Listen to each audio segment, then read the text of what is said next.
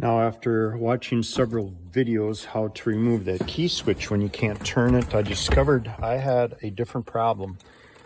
I could turn the key switch to the on position, but I couldn't crank it. And all the other videos where the key and tumbler go have a problem, they couldn't turn it at all. So one thing I discovered is I got pliers on here, and I was able to force it into the start position, and then I was able to take this cover off and remove the key and tumbler. But in the meantime, I started investigating why that was a problem. And what I discovered was this cable, the cable for the shift lock override. And what I noticed is it wasn't locking, so you could, with the key in the off position, you could move the transmission out of park. And what the problem was is that cable was bad and wouldn't allow the key and tumbler to move because the cable was binding up. So this is a different problem than just the key and tumbler not moving at all. I don't know how many other guys will run into this problem, but I hope this video helps. And what the problem was is this cable. So watch the rest of the video. I'll describe what I found and how I repaired it. So once I discovered the problem, which was the shift lock override cable was not moving far enough, you could see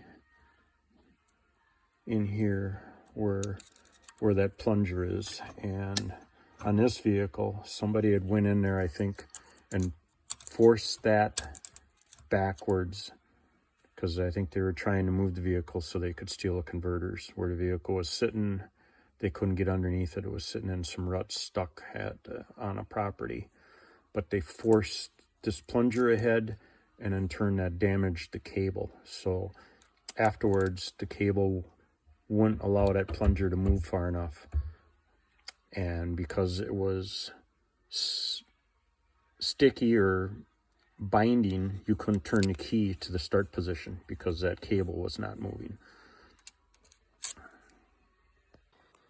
To remove that cable, there is a white clip you have to remove. It's kind of like a safety to keep that cable in place. Remove that, push down on the tab here, and then you can pull that out. Push that down and you can pull that out gently. If it doesn't come out, take a screwdriver in here and turn the ignition switch a little bit back and forth or until that comes out. To reinstall, make sure that this is lined up. It can be off if it gets twisted, and gently put it in there. If it's lined up, it'll snap right in place. Otherwise, you'll have to turn the switch back and forth again to get it to seat all the way in. Need to remove this plate to access behind that cable to pull it out. T25 Torx. Remove the 3 screws. So I have the original cable that I had trouble with, and I got this one out of a parts truck out in the back, and you can see they're both pulled out. The difference in how much further it goes. And this is the bad one. You could see that the housing on one end is cracked. I'll remove that and show you where the trouble is with this cable. White housing, and you can see where the cable is kind of frayed and twisted, and I believe that come from somebody trying to override the shift lock and pushing on here and forcing this down while the cable was forced against the key switch lock.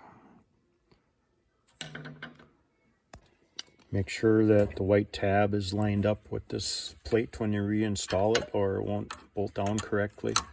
But that there has to go in that hole there, and then the white tab up in that larger notch.